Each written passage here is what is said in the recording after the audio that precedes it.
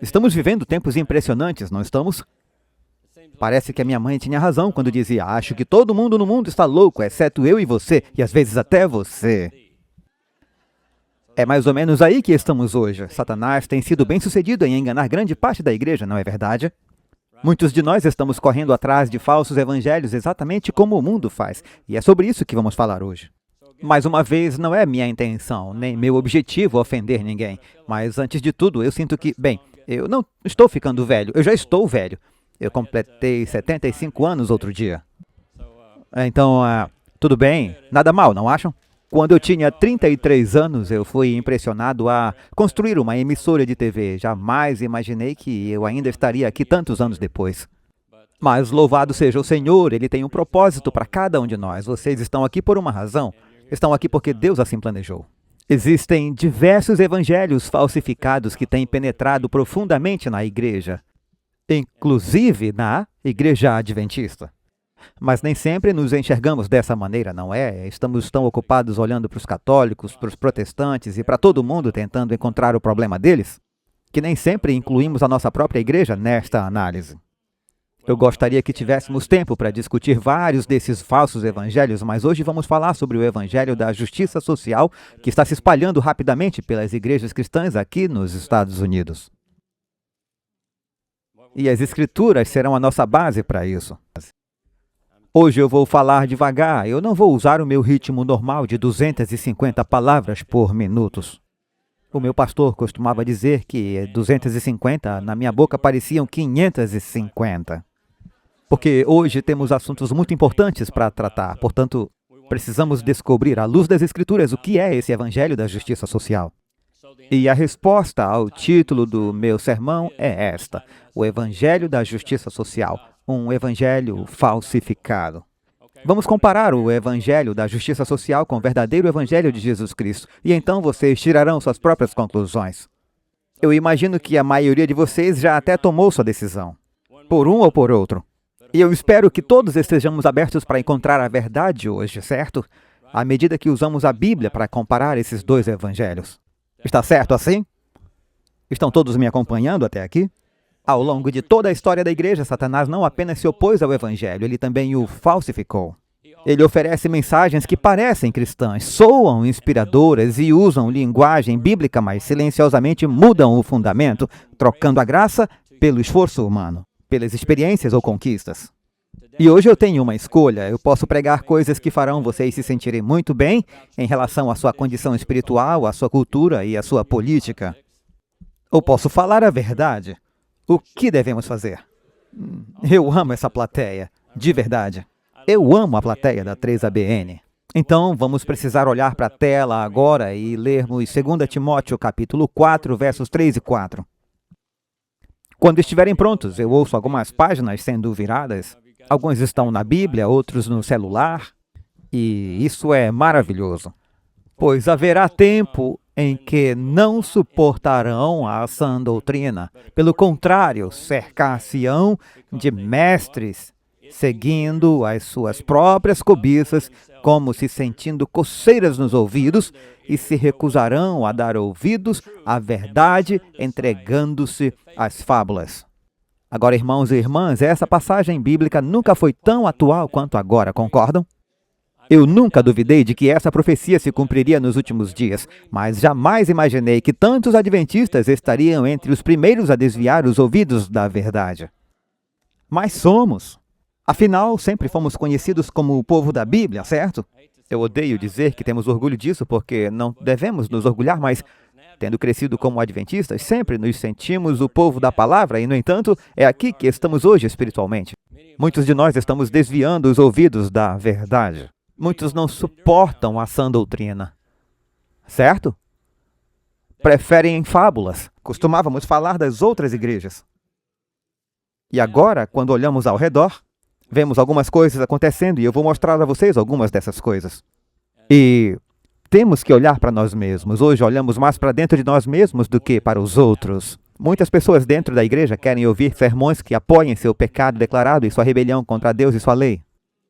As pessoas querem pregadores que as façam se sentir bem em vez de serem convencidas de seus pecados.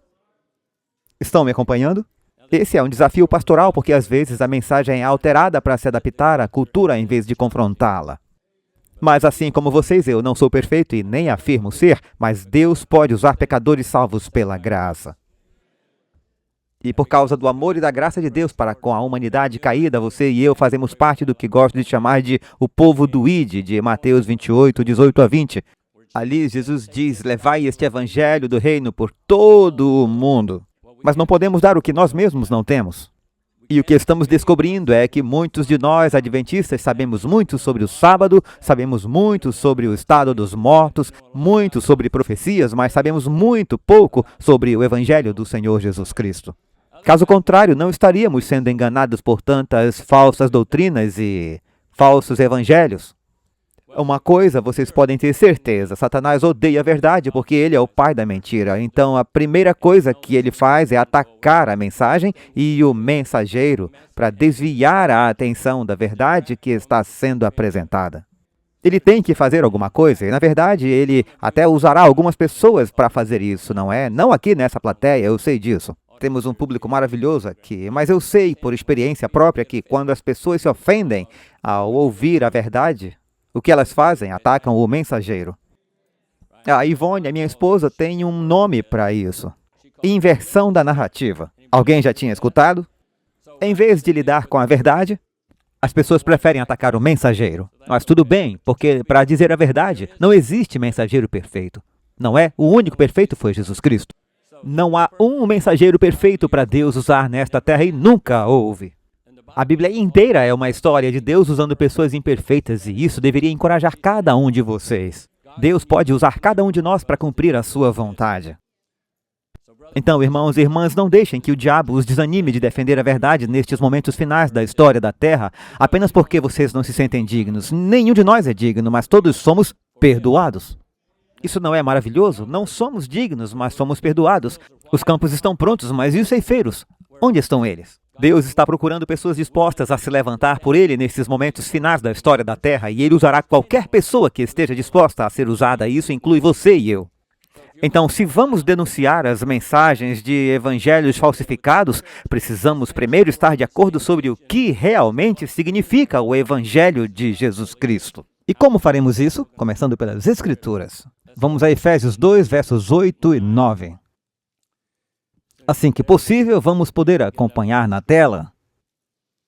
Paulo nos dá um padrão de medida que expõe todo o falso evangelho. Vamos fazer assim, eu vou ler e quando eu apontar, vocês leem a palavra, certo? Porque pela vós sois mediante, e isso não vem para que ninguém... Vamos fazer novamente, na verdade é muito simples, não?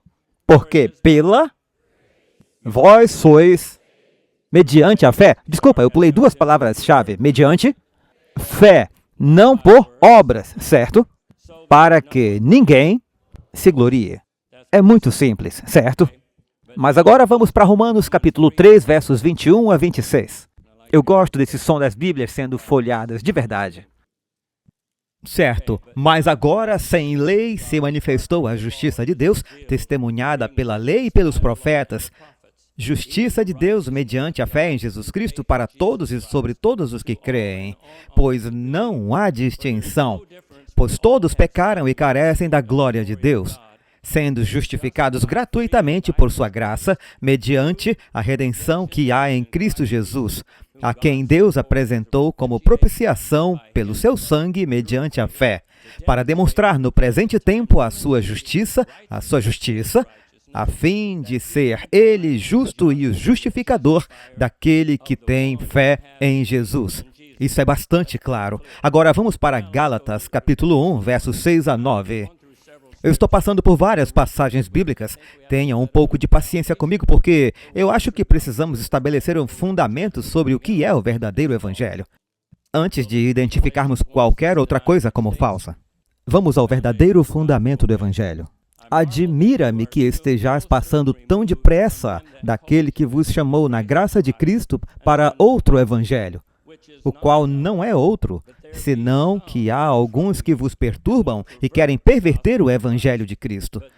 Mas então, Paulo diz: ainda que nós ou mesmo um anjo vindo do céu vos pregue outro evangelho diferente daquele que vos temos pregado, seja anátema, assim como já dissemos, e agora repito, se alguém vos prega evangelho diferente daquele que recebeste, seja anátema. Ou seja, Paulo está dizendo, não importa quem seja, não faz diferença alguma, mesmo que um anjo vindo do céu lhes apresente uma versão diferente do evangelho, não deem ouvidos a ela.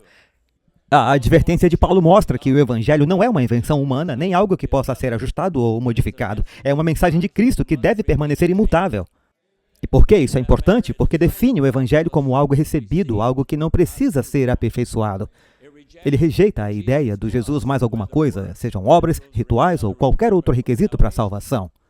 Ele coloca o Evangelho de Cristo acima até mesmo da autoridade apostólica ou angelical, caso estas contradigam o Evangelho.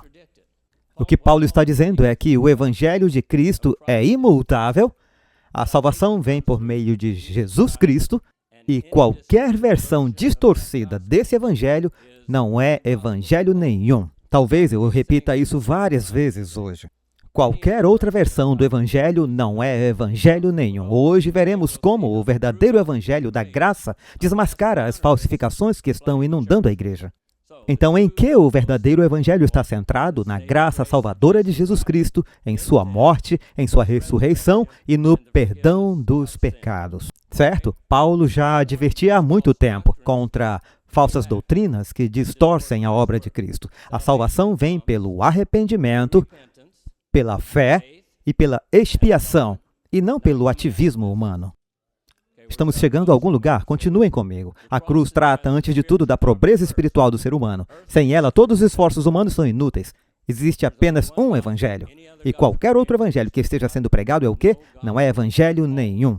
Então, como podemos ver pelas escrituras que acabamos de ler, os falsos evangelhos existem há muito tempo. Paulo já tratava desse assunto há 2000 anos e eu quero ler mais uma passagem com vocês. Vamos para Romanos capítulo 1, versos 16 e 17. É um texto maravilhoso. Pois não me envergonho do Evangelho, porque é o poder de Deus para a salvação de todo aquele que crê, primeiro do judeu e também do grego, visto que a justiça de Deus se revela no Evangelho, de fé em fé, como está escrito, o justo viverá pela fé. Eu quero deixar claro que a salvação não tem nada a ver conosco. Não podemos conquistá-la, comprá-la. Tudo gira em torno de Deus e de seu amor pela humanidade caída. Tudo gira em torno do que Jesus fez na cruz do Calvário. Agora, por que estou insistindo tanto nesse assunto? Talvez a expressão seria, por que eu estou batendo tanto nessa tecla? Porque nós cristãos, e talvez especialmente nós adventistas, parecemos ter muita dificuldade em separar as nossas ações da graça e da misericórdia de Deus no processo de salvação. Ficaram quietos agora? Tudo bem. Nós tendemos a acreditar que as nossas ações contribuem para a nossa salvação, mas as obras vêm depois da salvação. Elas não a produzem. Estão me acompanhando? Mais uma passagem muito importante. Eu não vou pedir desculpas por usar tanto a Bíblia, porque isso é extremamente importante. Vamos para Tito, capítulo 3, versos 4 ao 7. Um tempo para você procurar. Quando, porém, se manifestou a benignidade de Deus, nosso Salvador, e o seu amor para com todos, não por obras de justiça praticadas por nós, mas segundo a sua misericórdia, Ele nos salvou mediante o lavar regenerador e renovador do Espírito Santo, que Ele derramou sobre nós ricamente por meio de Jesus Cristo, nosso Salvador, para que, sendo justificados por sua graça, nos tornemos herdeiros segundo a esperança da vida eterna. Vamos ler o verso 8 também. Os que têm crido em Deus sejam solícitos na prática de boas obras. Mais uma vez, as obras são a evidência da salvação, não são a sua causa. Hoje existem muitos falsos evangelhos sendo pregados. E todos eles têm algo em comum. Agora, eu quero que vocês pensem nisso e prestem muita atenção. Todos eles têm algo em comum. Eles removem Jesus do centro do Evangelho e fazem do Evangelho algo sobre as ações humanas. É assim que você consegue identificá-los.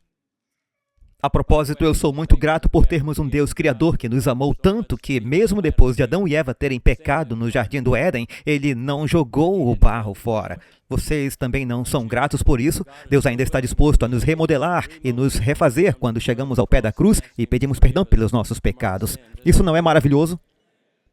Que Deus amoroso nós servimos! Louvado seja o Senhor! Deus Pai, Jesus o Filho e o Espírito Santo elaboraram um plano que a Bíblia chama de plano da salvação.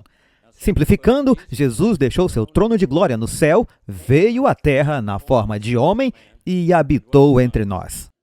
Mas as próprias pessoas que ele veio salvar estavam tão envolvidas com sua religiosidade, suas ideologias, sua cultura e sua política do dia a dia, que nem sequer reconheceram o Filho de Deus quando ouviram e o ouviram falar. Dá para imaginar? Os líderes judeus haviam esperado durante centenas de anos pela vinda do Messias. Deixem-me fazer uma pergunta. Eles estavam esperando um Salvador que os libertasse de seus pecados e os preparasse para o céu? Não, vocês estão atentos. Vocês sabem disso. Eles não estavam. Eles queriam um Messias, prestem bem atenção, um Messias que os libertasse de Roma. Eles trocaram o espiritual pelo material. Em vez disso, Deus enviou o Messias para libertá-los do pecado e lhes oferecer a vida eterna. Foi por isso que o rejeitaram. Esse único desalinhamento foi o que o levou à crucificação. Pensem nisso, e isso se encaixa perfeitamente no mundo de hoje. O mesmo acontece atualmente quando as pessoas querem um evangelho que resolva seus problemas terrenos em vez de seus problemas eternos. Ainda vamos chegar no ponto principal. Os líderes judeus dos dias de Jesus estavam tão concentrados no que Roma estava fazendo ao seu povo que perderam de vista o que o pecado estava fazendo às suas almas. E crucificaram o único que poderia salvá-los. Uau! O alerta para a igreja de hoje é o mesmo. Meus irmãos, quando a luta pela justiça terrena substitui o chamado para a salvação eterna, você não está aperfeiçoando o evangelho. Na verdade, você o abandonou. Vamos nos aprofundar nisso e entrar em questões ainda mais pesadas. Então, eu agradeço por continuarem comigo. Como mencionamos anteriormente, existem vários evangelhos falsificados dentro da igreja. E na igreja cristã, na igreja adventista, estamos vendo a mesma coisa. E o que ainda me deixa perplexo é que deveríamos ser um povo da palavra, um povo remanescente, um povo peculiar, e mesmo assim conseguimos nos envolver em alguns desses falsos evangelhos. Vamos nos concentrar naquele que, na minha opinião, é o maior engano a afetar a igreja adventista desde a sua origem, chamado de Evangelho da Justiça Social. A razão é que, vocês estão muito quietos, a razão pela qual eu digo isso é que, até onde eu sei, nenhum outro falso evangelho atraiu tantos adventistas do sétimo dia como um aspirador de pó, como aconteceu com o movimento do Evangelho da Justiça Social. Há um grande número de adventistas que apoiam abertamente esse falso evangelho. Eu quero deixar claro que eu não estou falando apenas dos nossos irmãos cristãos negros, embora muitos deles estejam muito envolvidos com o Evangelho da Justiça Social. Eu sei porque eu converso com eles, participamos de podcasts juntos. Mas também há muitos brancos, muitos liberais, pessoas de todas as cores, identidades e origens que apoiam essa versão do Evangelho da Justiça Social que está sendo apresentada atualmente. Agora, eu quero dizer uma coisa. Eu sou totalmente a favor da justiça social, mas existe uma prescrição bíblica para ela.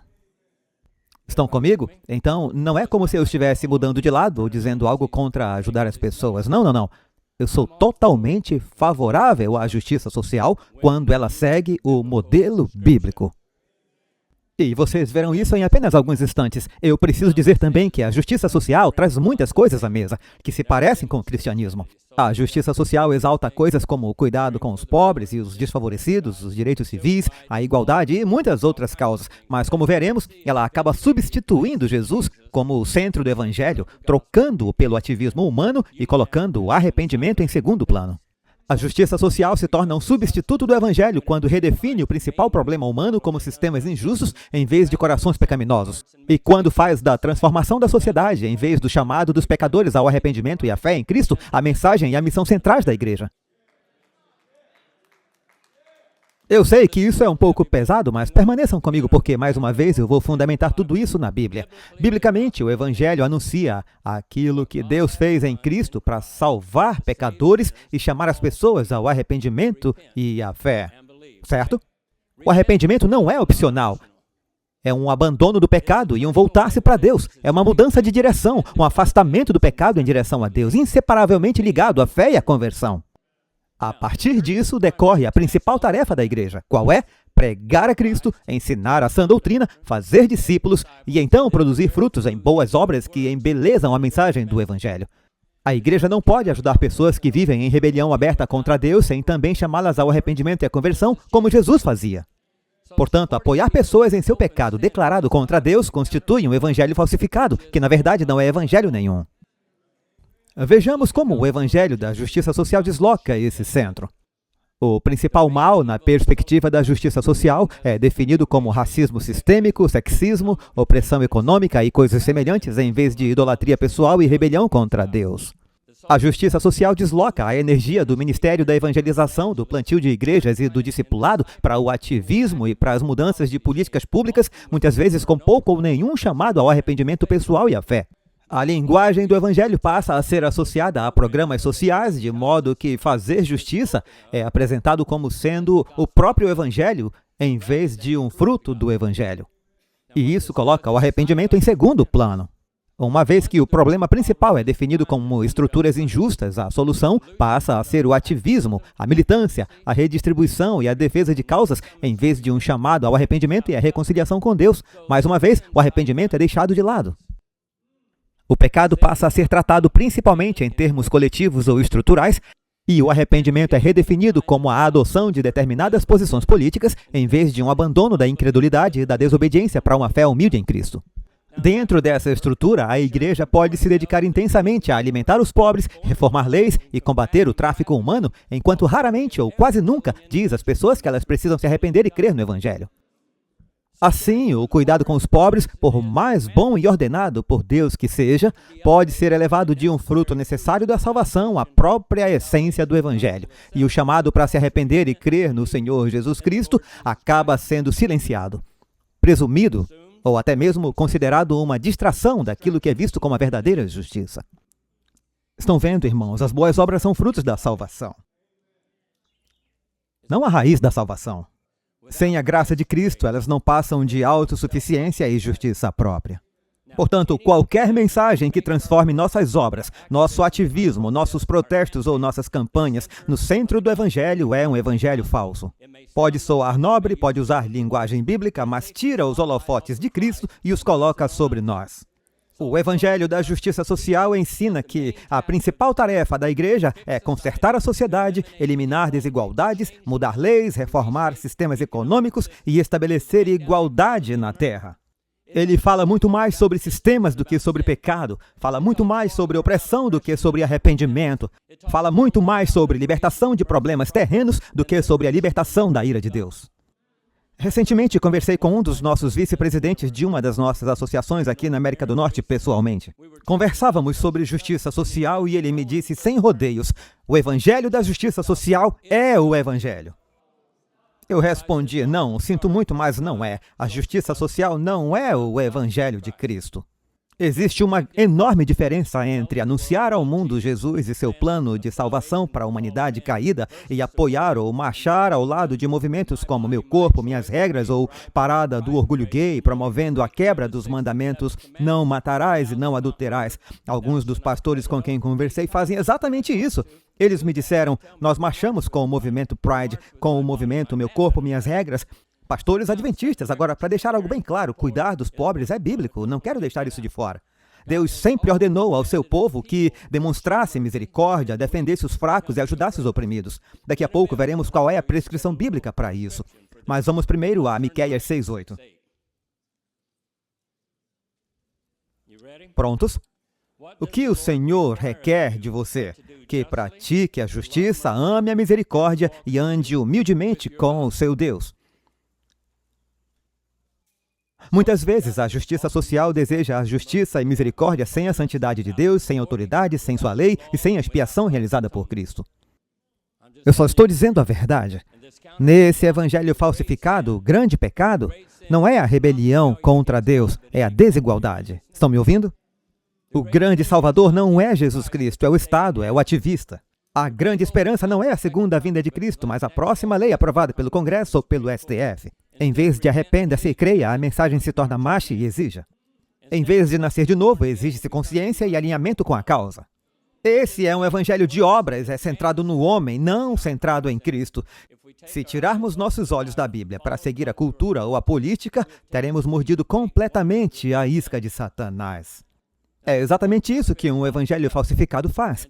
Como mencionamos anteriormente, ele redireciona a atenção de um evangelho centrado em Jesus para um evangelho que faz as pessoas perderem o foco na salvação de almas.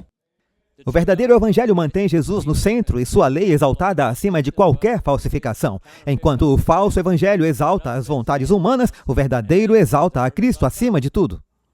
O evangelho da justiça social é impulsionado pela política e não pelo evangelho da Bíblia. Eu posso afirmar sem rodeios, ninguém consegue me provar na Bíblia que esse movimento atual é o verdadeiro evangelho. Eu desafio você, escreva para 3ABN e me mostre o contrário. Prove pelas escrituras que o evangelho da justiça social é bíblico. Não vão conseguir, porque não é. E eu vou mostrar o porquê. Eu não falaria com tanta convicção se não tivesse estudado profundamente esse assunto. É como quando nós, adventistas, conversamos com alguém sobre o sábado. E a pessoa diz, mas o domingo é o dia do Senhor. É mesmo? Me fale mais. Então ela continua, bem, você sabe, nós não celebramos mais o sábado. Ele foi abolido. É mesmo? Então, agora chegamos ao ponto principal, porque conhecemos as escrituras sobre esse assunto. Eu não quero parecer arrogante hoje, mas eu estudei profundamente essa questão. Eu busquei orientação de Deus, orei pedindo entendimento e acredito que as escrituras são muito claras. Por isso eu repito, o evangelho da justiça social é impulsionado pela política, não pelo evangelho bíblico. Agora pensem comigo. Muitos defensores desse evangelho adotaram a agenda de movimentos políticos seculares e a colocaram acima da Bíblia. E se alguém ainda acredita que isso não está acontecendo dentro da igreja adventista, eu quero mostrar um exemplo. Talvez alguns de vocês estejam desconfortáveis nesse momento e eu consigo perceber. Deixem-me mostrar o que aconteceu recentemente na Igreja Universitária de La Sierra, na Califórnia. Eu gostaria que colocassem as escrituras na tela. Eu não avisei a produção, mas podem exibir a imagem aqui em cima para mim. Ok? Conseguem ler o que diz ali? Celebração dos formandos LGBTQ+ de La Sierra. Trata-se de uma cerimônia que vem sendo realizada nos últimos anos. Para os estudantes LGBTQ+, não há menção à salvação, não há menção ao arrependimento, nem ao pecado. Nós celebramos você. Eu quero mostrar exatamente o que foi dito. Esse é um exemplo de até onde uma igreja pode ir quando abandona seu referencial moral para seguir a cultura e a política em nome do ministério. Eu vou citar uma declaração pública em um jornal. Lá diz, a cerimônia homenageia formandos LGBTQ+ de La Sierra e de outras faculdades e universidades locais. A presidente da universidade, doutora Kristen Arthur, afirmou que a cerimônia faz parte da maneira como La Sierra celebra seus formandos todos os anos. Essa é a nossa oportunidade de celebrar e abençoar nossos estudantes LGBTQ+, que estão se formando. E ela continuou. É uma cerimônia bela e memorável, onde abençoamos, honramos, celebramos e adoramos, juntamente com nossos estudantes, antes que eles deixem o campus. Eles encontram aqui um lar onde podem prosperar, florescer, crescer e viver plenamente seu potencial, tornando-se tudo aquilo que Deus os criou para ser. Observem outra mensagem apresentada por eles. Eu sou reconhecido. Essa veio de La Sierra. A própria universidade declara que está reconhecendo esses estudantes. Eu mal consigo dizer todas as letras. LGBTQ+. Estão sendo validados em seus pecados, certo? Nem mesmo Deus valida ou apoia um pecado declarado. É verdade que precisamos amar a todos. O próprio Deus ama as pessoas LGBTQ, nós também devemos. Mas isso não significa apoiá-los em seus pecados. Como cristãos, devemos amá-los o suficiente para dizer-lhes a verdade. Ninguém está lhes dizendo a verdade sobre aquilo que está sendo celebrado, acontecendo dentro da igreja. Agora, a pergunta que me incomoda, por que não fazemos uma celebração para adúlteros? Por que não fazemos uma formatura para adúlteros? Por que não fazemos uma cerimônia de formatura para dependentes químicos ou strippers na igreja? Parem e pensem, existe diferença de princípio? Eu não vejo diferença. Se analisarmos o princípio bíblico, eu não vejo diferença. Então, por que não celebrar todas essas outras práticas também? Vocês já viram uma cerimônia especial para celebrar pessoas heterossexuais? Por que isso não acontece? Precisamos amar essas pessoas o suficiente para lhes dizer a verdade.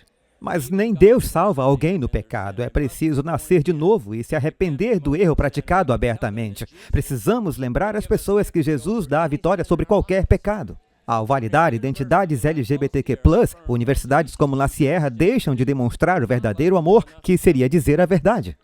Não há qualquer referência à aceitação de Jesus Cristo ou à obediência à sua lei. E outra coisa que me incomoda profundamente. Eu já estou tocando em assuntos delicados, então vou falar abertamente. Eu já comecei a falar mesmo, então agora eu vou até o fim. Vocês não encontrarão algo assim em instituições como a Universidade Oral Roberts. Eles rejeitam a ideia de celebrar e abençoar pessoas em práticas que consideram contrárias aos ensinos bíblicos. Vocês não encontrarão isso na Universidade Liberty. Estão me ouvindo? Eles rejeitam essa abordagem. Você não vai encontrar isso em outras instituições de ensino superior nos Estados Unidos. Vocês também não encontrarão esse tipo de cerimônia em muitas outras instituições evangélicas tradicionais. Por que isso acontece dentro de uma igreja que afirma ser um povo da palavra, que afirma guardar todos os mandamentos de Deus? Voltem a observar aquela mensagem, eu sou reconhecido, que diz, eu sou reconhecido. Vejam isso, irmãos. Validando aquilo que Deus condena. A mensagem transmitida a La Sierra dá a entender que a comunidade LGBTQ+, e transgênero é plenamente aceita, afirmada e abençoada, exatamente como é, sem a necessidade de qualquer mudança espiritual ou pessoal.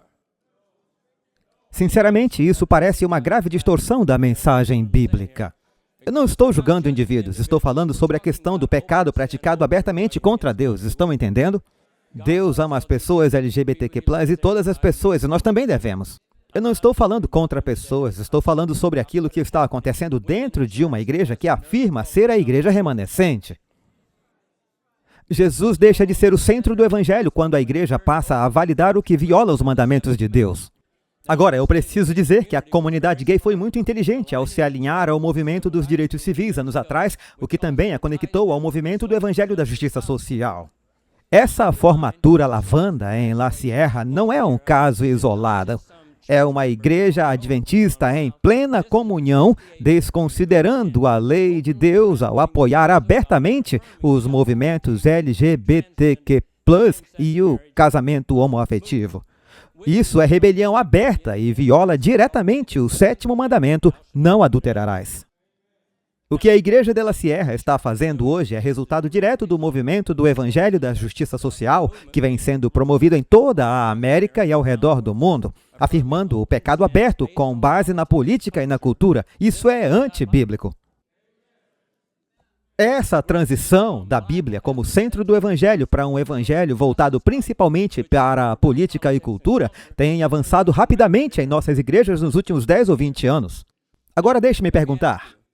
Se eu tivesse dito a vocês 10 ou 15 anos atrás que chegaríamos ao ponto de ver o que estamos vendo hoje, vocês teriam acreditado? Se eu tivesse dito que uma igreja oficial celebraria esse tipo de cerimônia, vocês acreditariam? Alguns teriam pensado que eu havia perdido a razão. Para outros, seria só mais uma prova de que eu estava louco. Certo?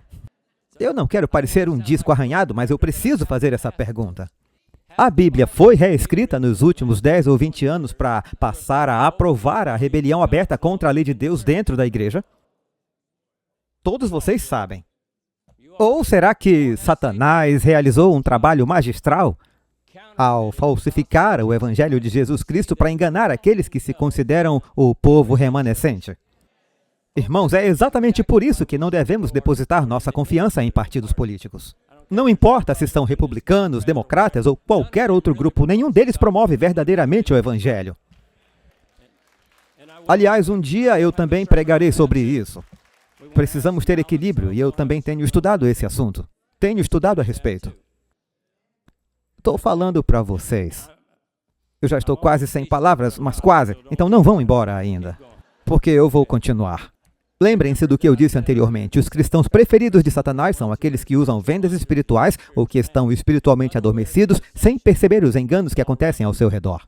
Agora, como cristãos, não podemos nos dar ao luxo de dormir nesses momentos finais da história. Irmãos, acredito que somos chamados de Igreja de Laodiceia porque estamos tão cheios de nós mesmos que acabamos sendo embalados por Satanás até adormecer espiritualmente. Muitos de nós acreditam que está tudo bem espiritualmente. Está tudo ótimo. Como vão as coisas? Está tudo bem. A sua igreja? Tudo bem. Que bom, está crescendo? Bem, não exatamente. Quando foi a última série evangelística? Nós queríamos fazer, mas não tem recursos para isso. Tem de recursos para contratar pessoas para cortar a grama, cuidar dos jardins, aparar os arbustos, limpar a igreja, mas para evangelismo não. Interessante. Quando observamos o que está acontecendo em uma das mais visíveis igrejas universitárias adventistas, isso deveria servir como um despertador para aqueles de nós que foram embalados ao sono espiritual. As palavras de Apocalipse inundam a minha mente. Apocalipse 3, 2 e 3. Seja vigilante e fortaleça o que resta e que estava para morrer, porque não tenho encontrado íntegras as tuas obras na presença do meu Deus. Lembra-te, pois, do que tens recebido e ouvido. Guarda-o e arrepende-te. Porquanto, se não vigiares, virei como ladrão, e não conhecerás de modo algum em que hora virei contra ti. Irmãos e irmãs, essas são palavras solenes. Fomos abençoados como povo por ouvir e conhecer a verdade. No entanto, muitos de nós tiramos os olhos do alvo espiritual de viver para Jesus e acabamos fazendo grandes concessões ao mundo, sim, à cultura e à política. Eu entendo quando cristãos se sentem oprimidos ou até esquecidos, mas não existe solução terrena para o seu problema. Então, por que caminhar em sintonia com o mundo quando o mundo está contra você? Eu vou repetir. Eu vou repetir. Por que buscar no mundo a resposta para os seus problemas quando você acredita que o mundo está contra você? Só tem uma resposta. Qual é a resposta? Ou melhor, quem é a resposta? Jesus Cristo. Só existe uma resposta para os problemas deste mundo hoje. E a resposta é o Senhor Jesus Cristo. O Evangelho da Justiça Social ensina que unir-se aos ímpios resolve suas necessidades, desejos e reivindicações. Mas permaneçam firmes na palavra. A palavra de Deus declara: o meu Deus suprirá todas as vossas necessidades segundo as suas riquezas na glória em Cristo Jesus. Irmãos, onde houver injustiça, devemos nos posicionar ao lado do que é certo, mas devemos fazê-lo segundo a prescrição bíblica. Eu vou voltar a esse ponto e vou mostrar que sou favorável à verdadeira justiça social. Mas eu posso lhes afirmar que a resposta para o racismo e para a desigualdade não é comprometer suas convicções cristãs e bíblicas. Eu quero voltar a algo que mencionei há alguns minutos. Grande parte do movimento do Evangelho da Justiça Social está fundamentada em política, cultura e questões sociais. Eu vou dar um exemplo. Muitos adventistas ligados ao Evangelho da Justiça Social, e eu conversei com alguns deles, incluindo pastores e líderes, apoiam e participam de manifestações do movimento Meu Corpo, Minhas Regras, um movimento que defende o direito ao aborto, algo que a Bíblia inclui entre as coisas que Deus aborrece, o derramamento de sangue inocente. Esse movimento procura pressionar os governos para garantir às mulheres o direito de interromper a gravidez. E isso entra em conflito direto com o 6º mandamento. Estão me acompanhando? Não matarás. E para tornar a situação ainda mais contraditória, tudo isso é apresentado sob o nome de saúde reprodutiva da mulher. E quanto à saúde do bebê? Vocês sabiam que desde a decisão Roe vs. Wade em 1973, mais de 70 milhões de bebês foram abortados? Eu mostrei uma imagem há pouco. Aquilo não era apenas um amontoado de células, não era um pedaço de tecido sem vida, era um ser humano, era um bebê. Era uma vida humana real. Agora pensem nisto. Desde 1973, cerca de 18 milhões de bebês negros foram abortados, um número desproporcionalmente alto, 18 milhões de vidas, chamados de aborto. Desde 73, dá para imaginar? Hoje, muitos deles seriam pais, avós, filhos, netos, incontáveis famílias, histórias e bênçãos que jamais existiram por causa dessas vidas interrompidas. E ainda assim, o movimento da justiça social, incluindo adventistas que apoiam o Evangelho da Justiça Social, apoia o aborto e o casamento entre pessoas do mesmo sexo. A maioria, atenção, a maioria dos pastores evangélicos é pró-vida. Ponto. Por quê? Porque Deus é pró-vida. Porém, muitos pregadores adventistas não são pró-vida. E por quê? Porque isso entra em conflito com suas posições políticas. Será que já falei muito? Então vamos em frente. E eles não pregam sermões pró-vida porque defendem firmemente que a mulher deve ter liberdade para decidir interromper a gravidez. Agora, vamos seguir essa linha de raciocínio. Se esse princípio estiver certo, deveríamos ter a liberdade de praticar qualquer pecado sem que nossos pastores nos cobrassem com base na Bíblia, certo? Afinal, pecado é pecado, mas eles não denunciam o aborto como pecado porque toda a estrutura de seu evangelho da justiça social entraria em colapso. Desmoronaria. Eles condenam o assassinato quando acontece fora do ventre. Condenam o adultério como pecado, mas celebram pessoas transgêneros e casamentos entre pessoas do mesmo sexo dentro das igrejas. Então deixem-me perguntar algo. Será que os nossos pastores realmente não percebem essa contradição? Exato, é a operação do erro. Nossos pastores não são pessoas sem inteligência, eles são muito capazes. Uma escolha entre a plataforma do Evangelho da Justiça Social e a autoridade das Escrituras. Alguém consegue perceber o problema aqui? Então lembrem-se, qualquer evangelho que retire Jesus do centro torna-se um evangelho falsificado. Deixem-me perguntar, Jesus é o centro do movimento Meu Corpo, Minha Escolha, com o qual muitos adventistas da justiça social apoiam e marcham, que inclui o assassinato da criação de Deus? Então esse é um evangelho falsificado, simples, não? Ou seja, não é evangelho algum. A Bíblia diz, pelos seus frutos os conhecerei. Vamos olhar para os frutos. Ninguém será salvo por aderir ao movimento Meu Corpo, Minhas Regras. Afinal, ali ninguém ouvirá que o aborto é pecado, nem mesmo dos adventistas que o apoiam, pois estes estão convencidos de que estão agindo certo. Só podem estar enganados. Mas alguém comprometido com o verdadeiro evangelho de Cristo ama as pessoas o suficiente para lhes dizer a verdade. Assassinato é pecado. Ponto final. Certo? Muito bem. Agora, existem organizações cujo objetivo é... Meu tempo acabou, eu ouvi o sinal ali. Existem organizações cujo objetivo é ajudar alcoólatras e dependentes químicos a vencer seus vícios. Mas, frequentemente, essas organizações dão aos cristãos uma oportunidade de falar com essas pessoas sobre o poder salvador de Cristo. Vejam, um alcoólatra já sabe que está em apuros. Ele sabe que está fora da vontade de Deus. Um dependente químico sabe que está fora da vontade de Deus. Sabe que está em apuros. Mas, muitos desses, eu garanto a vocês que aquele grupo que saiu de La Sierra, todos aqueles estrangêneros, todos aqueles homossexuais, eles estão nas nuvens. Eles foram abençoados, foram afirmados pela Igreja Adventista. Não há nada do que se arrepender. Percebem a diferença? O movimento do Evangelho da Justiça Social tirou Jesus completamente da equação. Enquanto esses outros exemplos que mencionei colocam Jesus no centro de tudo. Venham e arrependam-se, foi Jesus que pregou. Irmãos, isso é realmente muito simples. Agora, talvez vocês não acreditem, mas eu vou ser direto. E alguém pode dizer, mas você já está falando diretamente, o que vocês acham que eu estou fazendo? Ouçam com atenção, você pode se chamar pastor, pode se chamar cristão, ancião, pode se chamar diácono ou membro da igreja, ou qualquer outro título espiritual que queira usar. Mas se você permitiu que a política e a cultura o levassem a apoiar abertamente a violação da lei de Deus, então você não é diferente de um transgênero que acredita ser uma mulher porque veste um vestido, usa maquiagem e coloca uma peruca. Ambos estão enganados. Agora, muitos líderes do Evangelho da Justiça Social adotam exatamente a mesma postura em relação à comunidade gay e lésbica que a Igreja de La Sierra adotou ontem à noite. Eles preferem ficar ao lado daqueles que estão abertamente desrespeitando a lei de Deus em vez de falar-lhes sobre Jesus. Em vez de mostrar que Jesus pode lhes dar força, poder, dar vitória sobre o pecado, sobre a influência, sobre o engano espiritual que o diabo exerce sobre eles. Como pode um cristão ver a casa do vizinho pegando fogo no meio da noite e não se importar o suficiente com a vida dele para chamá-lo e tentar salvá-lo do incêndio? Entenderam o que eu quero dizer?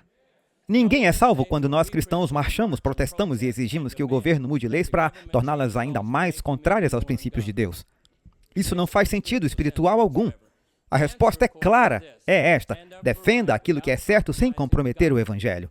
Nós, adventistas do sétimo dia, deveríamos estar clamando em alta voz, responsabilizando nossos líderes por essa rebelião aberta contra a lei de Deus em nossas igrejas, universidades e sistemas de saúde. Os nossos sistemas de saúde estão celebrando todo o mês do orgulho. Eu nem me preocupei em trazer esse material, mas eles estão divulgando e promovendo celebrações relacionadas a esse tema. E isso é algo que me impressiona. E eu vou dizer uma coisa. Se aquela associação, e eu nem sou membro de lá, não responsabilizar a Igreja de la Sierra por essas ações, nunca mais receberá um centavo do meu dinheiro. Opa!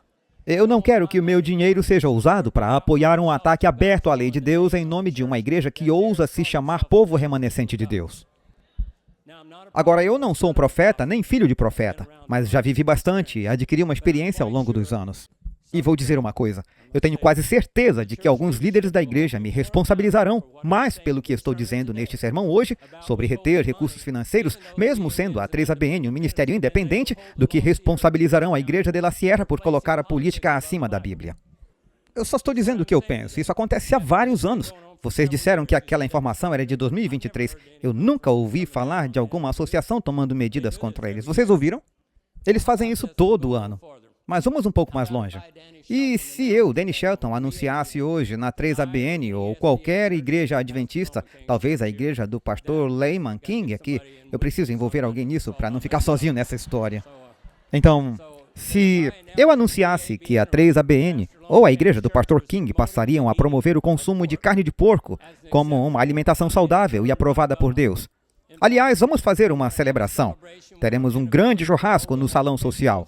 Tragam suas linguiças, tragam suas costelas, tragam todo tipo de carne suína assada que quiserem. Tragam tudo para dentro da igreja. Nós vamos afirmar isso, nós vamos abençoar isso, vamos orar por isso. E depois vamos comer tudo isso. E se eu dissesse isso? A reação seria tão grande que eu e o pastor John provavelmente seríamos desligados da igreja quase imediatamente por promovermos essa violação das leis de saúde de Deus. Será que eu falei demais? Bem, eu vou dar mais um passo. Vocês não deveriam ficar me incentivando desse jeito. Porque sou eu quem está entrando em águas perigosas aqui. Vocês ficam me encorajando, mas quando eu estiver em apuros e me virem sendo expulso, vão dizer: sim, eu conhecia ele, certo? Agora, e se eu declarasse publicamente hoje que a 3ABN se enquadra nos requisitos para receber dízimos? Tenho quase certeza de que amanhã mesmo a liderança da igreja convocaria uma reunião para eu explicar minha posição e depois me desligariam. Alguns aqui sabem que estou dizendo a verdade, certo? Sabe aqueles filmes de Velho Oeste? Aqueles filmes antigos de cowboys? Quando não temos nada melhor para fazermos e queremos apenas descansar, minha esposa e eu assistimos a Gunsmoke e outros desses clássicos. Bem, o que acontece? Forma-se uma turba enfurecida. E eles encontram um sujeito que acreditam ter roubado um cavalo. Naquela época, alguém podia morrer por roubar um cavalo. A multidão o captura e ele implora: eu não roubei o cavalo. Eu não fiz isso. Eu sou inocente. E ele olha para todo lado desesperado. E felizmente, ao longe, ele vê o xerife chegando. O xerife se aproxima e diz: rapazes, claro, ele conhecia todos, eram pessoas da própria comunidade. Então ele diz: vocês não podem fazer isso, não podemos enforcar esse homem. Não podemos. Ele precisa ter um julgamento. Como assim? Ele diz: vamos fazer o julgamento e depois o enforcamos. É exatamente isso que aconteceria. E, sinceramente, eu acredito que meu sermão de hoje gerará mais repercussão do que igrejas universitárias afirmando pessoas transgêneros em aberta rebelião contra a lei de Deus. Agora, vocês também serão envolvidos nisso, porque existe outro pecado mortal. Se chama o pecado do silêncio. Pensem nisso. O pecado do silêncio. Eu preciso ouvir vocês se manifestando também sobre essas questões, porque eles conseguem fazer esse tipo de coisa porque nós permitimos. Quando um cristão vê o diabo trazendo os costumes do mundo para dentro da igreja, o silêncio não é algo nobre, o silêncio é mortal. Deus nos chamou para sermos atalaias sobre os muros e clamar em alta voz. Deus espera que nos posicionemos contra o mal. Esse também é um bom momento para acrescentar algo. Escutem atentamente. O silêncio também pode ser pecado. Quando nós, como cristãos, permanecemos calados ao ver os direitos civis de qualquer pessoa, de qualquer cor, sendo violados. É nosso dever denunciar essas coisas, independente da nossa posição política, porque essa é uma atitude política. Eu sou totalmente favorável à justiça social estabelecidos pela palavra de Deus, não segundo reações humanas às injustiças. Muitos apoiadores do Evangelho da Justiça Social se contentam em seguir o mundo para alcançar o resultado que desejam aqui e agora, mesmo que Jesus não faça parte da equação. Agora prestem bastante atenção. Eu acredito em defender o que é correto quando vemos injustiças sendo praticadas, seja por indivíduos ou pelo governo. Alguém lembra da década de 60? Alguns não vão admitir a idade, mas eu me lembro muito bem. Lembram de Martin Luther King liderando aquelas marchas pacíficas? Ele chamou a atenção do mundo inteiro, mas não incendiou cidades, não saqueou cidades, não atirou contra policiais, não destruiu prédios públicos. Em nome de movimentos sociais, ele não fez nada disso. Suas marchas eram pacíficas. E isso é bíblico. Agora, eu não estou defendendo as falhas pessoais de Martin Luther King, assim como também não defendo as falhas pessoais do presidente Trump, nem as suas, nem as minhas. Mas vamos observar alguns exemplos bíblicos de pessoas que se levantaram contra poderes injustos, inclusive governos, e tiveram a aprovação de Deus. Moisés se pôs diante do faraó e disse: "Deixa o meu povo ir." As parteiras hebreias desobedeceram à ordem de faraó para matar todos os meninos recém-nascidos. Profetas como Amós, Isaías e Miqueias repreenderam reis e autoridades por explorarem os pobres e perverterem a justiça. Daniel e seus 3 amigos se recusaram a se curvar diante da estátua de ouro, e Daniel se recusou a parar de orar mesmo quando isso se tornou ilegal. Os apóstolos disseram às autoridades em Atos 5:29, "Antes importa obedecer a Deus do que aos homens." Repitam isso comigo. Antes importa obedecer a Deus do que aos homens. Esses são exemplos reais de confronto, e até mesmo de desobediência civil. Eles mostram que Deus não chama seu povo para um compromisso silencioso quando governantes ordenam aquilo que ele proíbe ou proíbem aquilo que ele ordena. Mas agora precisamos observar algo com muito cuidado. Em cada um desses casos, o confronto foi um ato de obediência a uma ordem direta de Deus, não um programa político criado por homens. Tratava-se da fidelidade a Deus, não da construção de um reino terrestre, nem da conquista de poder. Moisés não liderou um protesto para negociar salários mais justos. Deus lhe disse para ir até Faraó. Daniel não organizou uma campanha. Ele simplesmente continuou orando. Agora compare isso com Jesus. Ele viveu sob um dos sistemas mais injustos da história. Israel estava sob ocupação romana. Os impostos eram altos. Os soldados eram cruéis. Os líderes religiosos eram corruptos. Se houve um momento na história para surgir um movimento de justiça social, era aquele. Ainda assim, Jesus nunca organizou uma marcha contra Roma, nunca formou um partido político, nunca criou um movimento de protesto contra César, Herodes ou Pilatos. E quando as multidões quiseram fazê-lo rei à força, ele se retirou. Quando questionado sobre os impostos, ele disse: "Dai a César o que é de César e a Deus o que é de Deus." Ele disse: "O meu reino não é deste mundo." Jesus confrontou o pecado e a injustiça, sim, sem dúvida alguma. Ele purificou o templo não para iniciar um protesto econômico, mas para restaurar a verdadeira adoração. Ele repreendeu os fariseus não para mobilizar um grupo político, mas para expor sua hipocrisia e chamá-los ao arrependimento. Sua mensagem era: "Arrependei-vos, porque é chegado o reino dos céus." E ele seguiu resolutamente em direção à cruz. A maior injustiça da história, a crucificação do inocente Filho de Deus, tornou-se justamente o meio pelo qual a nossa salvação foi comprada. Louvado seja Deus! Se Jesus tivesse vindo principalmente como um organizador político, teria dividido exatamente as pessoas que ele veio salvar. Entenderam? Metade o teria aclamado como líder político, como seu campeão. A outra metade o teria rejeitado como uma ameaça. Mas na cruz ele reuniu judeus e gentios, ricos e pobres, escravos e livres, não em torno de uma plataforma política, mas em torno do seu sangue derramado. A primeira missão da igreja não é ser um movimento permanente de protesto. A sua missão é pregar Cristo crucificado, ressurreto e prestes a voltar. E chamar homens e mulheres ao arrependimento e à vida eterna. Agora eu faço um apelo para que examinemos a nós mesmos. Será que permitimos que a política, seja de esquerda ou direita, ofuscasse o Evangelho de Cristo em nosso coração e em nossas igrejas? Será que fomos tentados a suavizar a lei de Deus para nos alinhar com as pessoas? Será que estivemos mais dispostos a erguer cartazes do que a abrir a Bíblia? Mais apaixonados por marchar do que por interceder em oração? Mais vocais em favor da igualdade terrena do que da salvação eterna?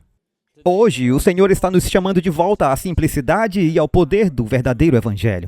De volta a Cristo e Cristo crucificado, de volta ao arrependimento e ao perdão dos pecados. De volta à obediência a todos os mandamentos de Deus e não apenas aqueles que se ajustam a nós.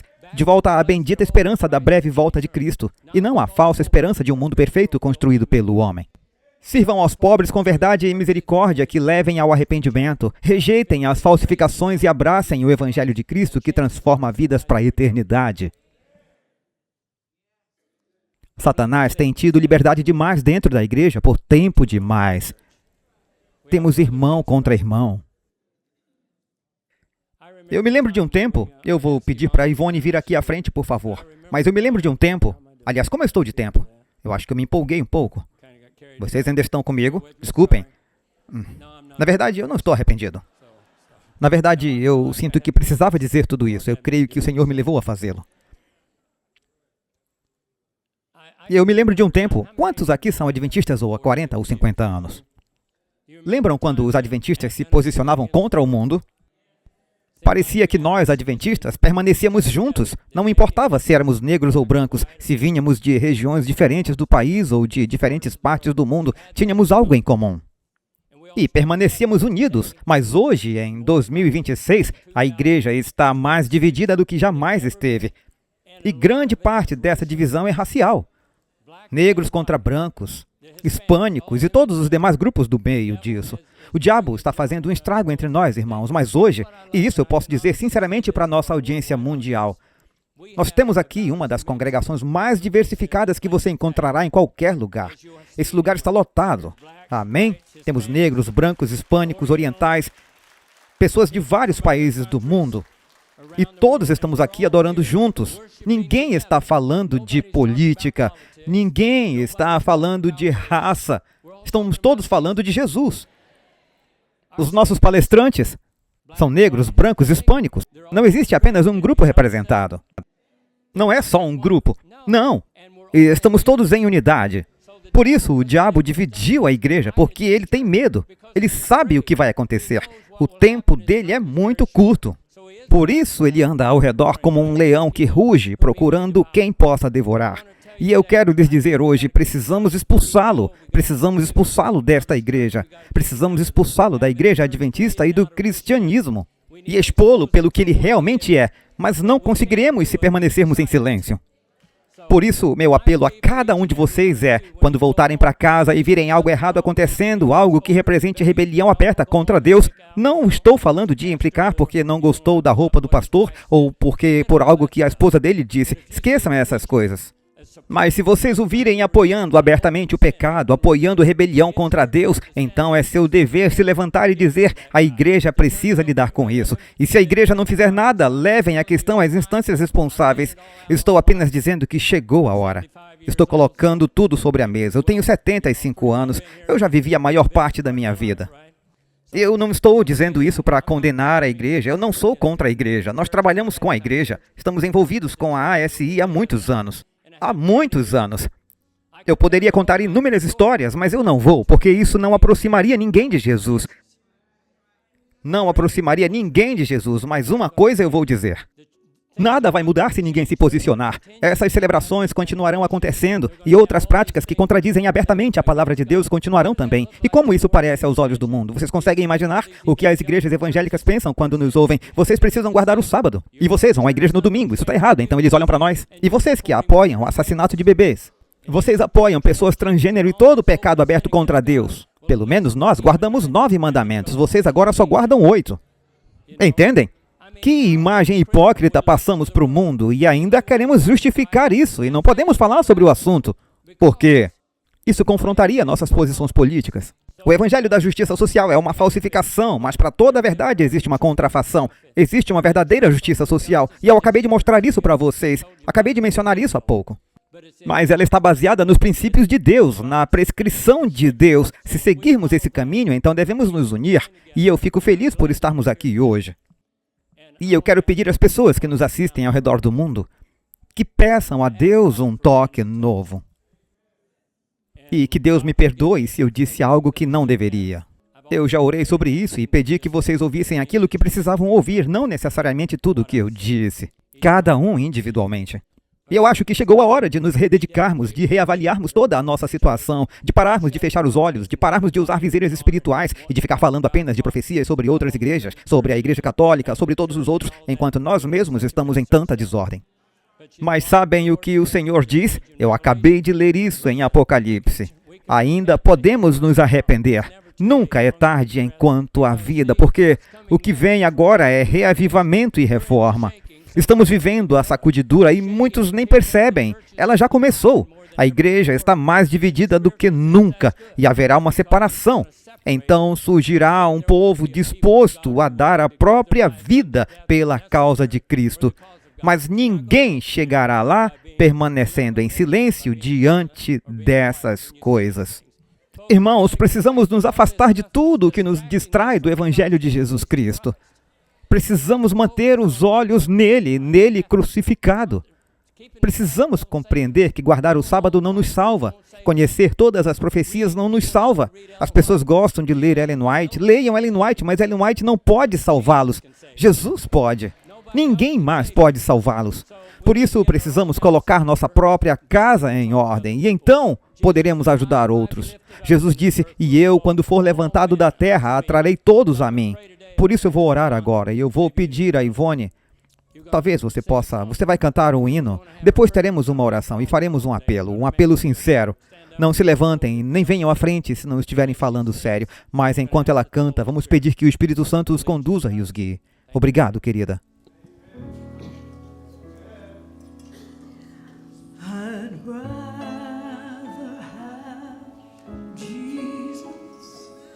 Than silver or gold, I'd rather be his than have riches untold.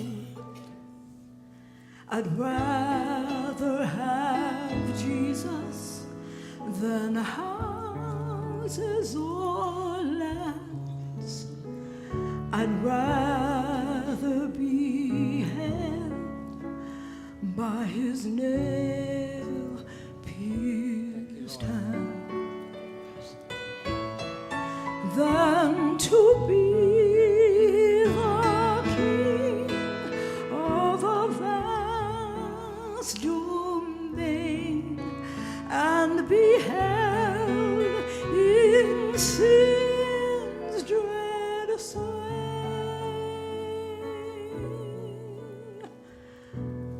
Rather have Jesus than anything this world affords today.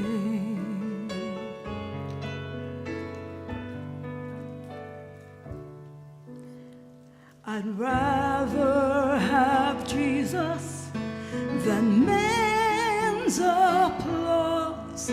I'd rather be faithful to his dear cause. I'd rather have my Jesus than worldwide fame.